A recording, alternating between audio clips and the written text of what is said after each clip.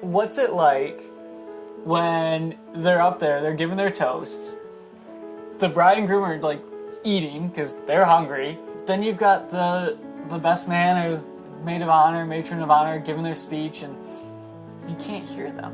There's a lot that goes into the reception, and there's a lot of important things that you have to kind of take into consideration, and most people don't even think of this stuff. I mean, if I didn't do this for a living, I wouldn't think of these things either, you know? I wouldn't know anything about using a mic, and most brides I've talked to never even thought about, oh, we should do that, or we should.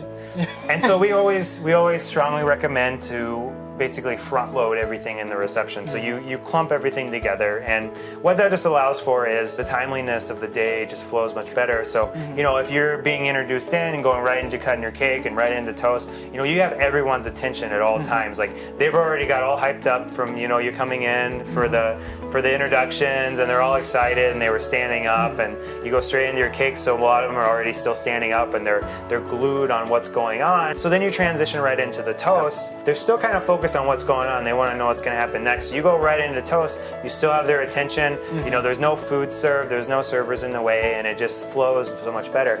And the thing is, it's important is once you get to that point is making sure that you're doing the toast correctly. So there's a few ways you could do this, and some of them are not good. So the DJ isn't very clear on where the toast giver should be. And, you know, sometimes I'll go up to him and be like, hey, where are they going to stand to do their toast?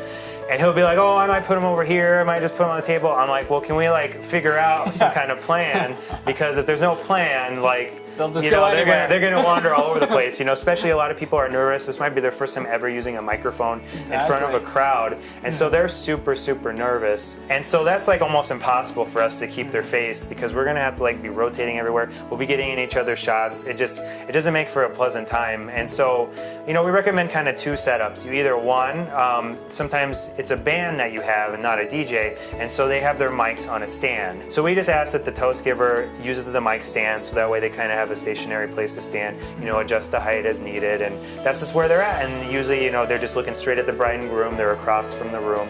You got the bride and groom sitting here, and then they're right here, and it just works really well. The other recommendation we have, and this is especially recommended if there's only like one photographer, one video person, because it's hard to split up between the two spots, is just to have them stand right behind the bride and groom. Once you have them in position, the most important thing is where they have the mic.